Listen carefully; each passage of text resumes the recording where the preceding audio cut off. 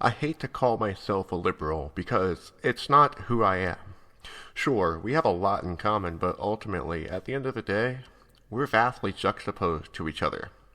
You'll hear the liberal speak for the person who struggles in our culture, the gay person, the occasional trans person, and of course the women.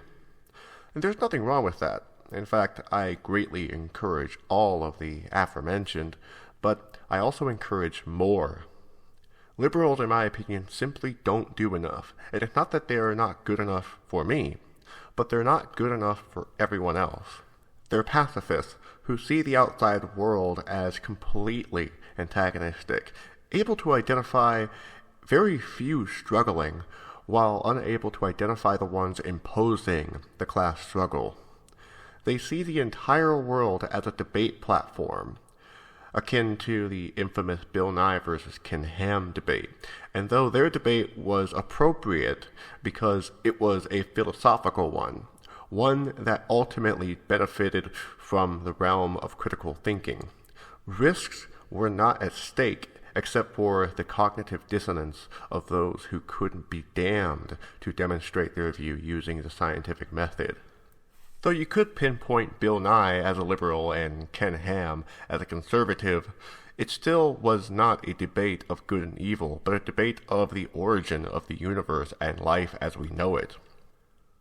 We don't live in a risk-free world, where genocide, basic civil rights, and our impending global doom can be debated safely with no hurt feelings. I would even dare to say, we live in an Orwellian world, where terrorism not only thrives, but dictates how people decide who the terrorists are in every case scenario. We live in a sociopathic world, where humor now derives from people's very suffering itself, not even as a joke anymore, for whatever that's worth. We live in a toxic world where hierarchy, racism, and misogyny are often disregarded as struggles of the past, when there are blatant, vulgar, real-life examples that exist on a day-to-day basis. We live in a tragic world when people's right to basic health care is seen as a privilege rather than a necessity to survive. We live in a distorted world when the privileged in our society are seen as the real victims of our society when they orchestrate the atrocities that take place in it. We live in an unfair world where voting is seen as the only way to make change, while millions forget that even the results of that intersection of government relations has been bought and sold many years ago by special interest groups. Liberals simply do not understand that this isn't an equal exchange of philosophy in your debate team. This is costing people's very lives. The biggest difference between a liberal and the rest of the left-wing political spectrum is that liberals do and say these things for their own self-image. You can sit and admire the vibrancy and sheer number that was pulled on January 21st, 2017 during the Women's March. But will we be seeing those same Democrats at the next Black Lives Matter march? Likely not, because not only has Black Lives Matter been demonized and misrepresented on television and media, but black people as a whole have been decharacterized even after Jim Crow laws, the Tuskegee study, the King's speech, Rodney King, Trayvon Martin, the endless hashtags of dead unarmed black people, and even the governmental COINTELPRO that ultimately dismantled the Black Panther Party, while the Ku Klux Klan are still untouched even after 130 years of existing. Not to mention, they were created by the Democratic Party. So, of course, white American liberals are afraid to touch the subject of struggles people of color endure because they're either uneducated, afraid to offend someone, or are willing to defend even their opposition. Which brings me to why I'm not a liberal. Liberals simply lack praxis in their mental exercise, while the right wing are willing to unite on the terms of exterminating whoever opposes them by militaristic force.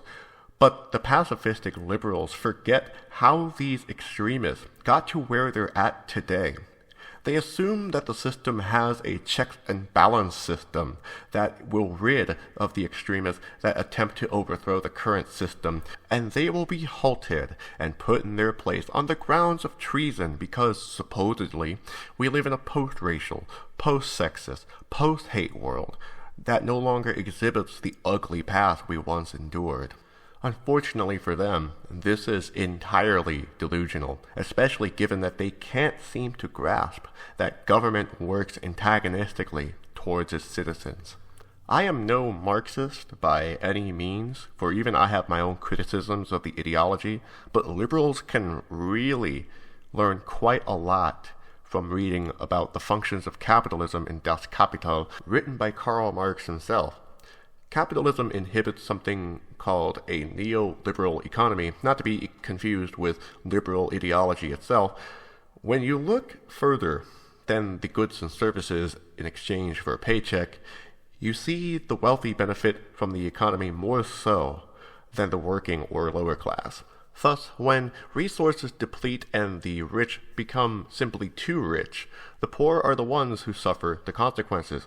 And contrary to popular belief, the rich do not inhibit the same work, let alone the same contribution to society, as the poor are willing to exercise because they work solely for their own personal gain.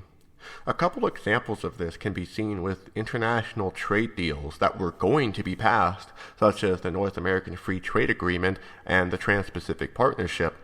These trade deals would have given corporations more rights than people or even entire governments.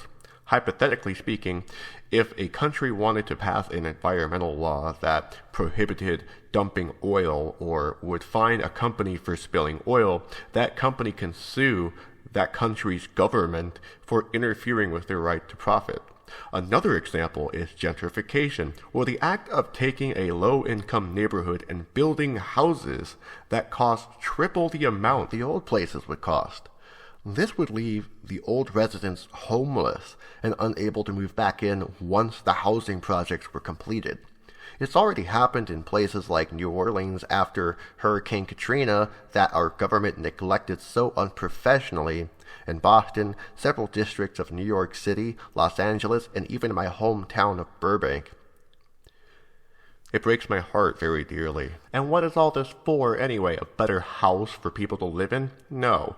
If that were the case, they'd not only give these houses back, but they'd house the people they evicted until their projects were completed. And who, of all people, are moving into these fancy, new, and innovative houses in the urban lower-class city?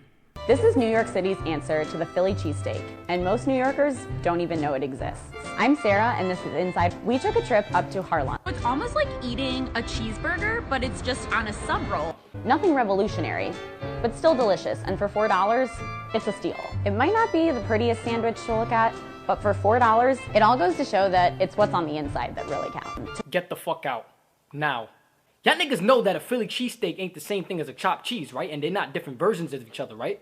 It's two different fucking things. A fucking sub roll, the fucking Midwest. Get the nigga, bitch the fucking door. It's called a fucking hero. Y'all niggas is really getting me tight, B. Most New Yorkers don't know about it. You mean the motherfucking yuppies that's coming down from the Midwest and don't know shit about New York don't know about this shit. Oh, but y'all niggas think that New York City is just like fucking Manhattan from Wall Street, Chelsea, up to like 96th Street. Once y'all niggas get to Harlem, y'all niggas think y'all like in a whole nother world or some shit. You gonna tell me you never heard of a chopped cheese? The hood is really that foreign to y'all niggas? Come on, B, you bugging right now. A steal?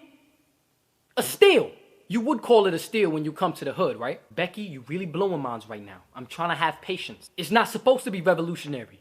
It's a fucking sandwich. If only y'all niggas thought that way about dark-skinned niggas. What's next? The chopped cheese made you fear for your life? I've been holding my tongue about inside of food. These niggas got Columbus syndrome. They just find shit and they're like, oh my god, no one knows about this. I have to tell the world. This is how shit starts. And you cool motherfuckers think that this shit is fine. Oh, they cleaning up the hood. They making the hood more nicer. No, you bum-ass nigga. No, they's not. Y'all niggas are saying, oh shit, there's more white people around here. Maybe there's gonna be less crime. Y'all niggas thought shit was sweet? It's not. The crazy shit is it's not even all about race. It has to do with the class that affects the race. See, the yuppies, all these motherfuckers from the Midwest that come through trying to be artists and trying to be all quirky and innovative and shit. They come through, they live in Soho all their life for like fucking 5 years. And the one time they step out to go to the hood one day, niggas is fearing for their life until they walk into a fucking deli and stumble upon Hajibi or hijab or whatever the fuck jihad. Niggas walk into Ahmed's store. Ahmed said, hey, you want a chopped cheese? I give you chopped cheese. Oh my God, Becky, only $4?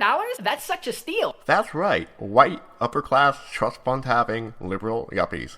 Shout out to Ray Rose Show on YouTube for scoping out the yuppies in his community. And look, if you call yourself a liberal and you're just tuning into this track, I highly encourage that you do the following. 1. Stop telling people who are fighting your opposition to be civil.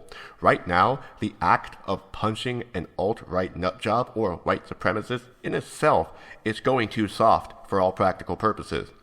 2. If punching Nazis isn't your cup of tea or your cup of frap, then do us all a favor and go to your local activist groups in your area and ask them how you can get involved and make your community a better place without the permission of the state. Because when you get in the middle of a confrontation between the alt-right or white supremacists and Antifa, your opposition sees this as a weakness rather than an opposition who is more mature, wittier, smarter, and more civilized. The typical Nazi may say that their opposition are less civil than they are, but we mustn't forget that that is a form of social Darwinistic hatred and a form of gaslighting, and we mustn't give in to that. You'd be doing much more good for your cause if you inquired ways to assist your comrades rather than LARPing a revolutionary on Facebook. Number 3, when in a discussion about restrictive laws, think really, really hard about who is being restricted.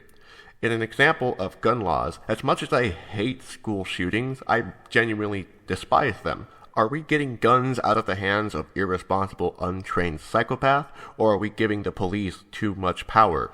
It's an ugly thing to think about, sure, but having too much faith in the state will doom us all towards a violent monopoly, not just the mentally ill with a gun.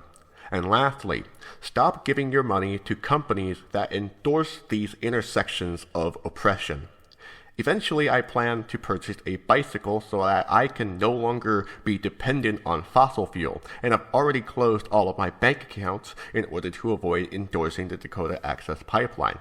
When asked why I was leaving the bank, I told them plain and simple, because I don't want to support actions lobbied by your executives, and I want nothing to do with it. You work for bourgeois scum and nothing less of smut. And if you are a liberal, I urge you to stand your ground and do the same.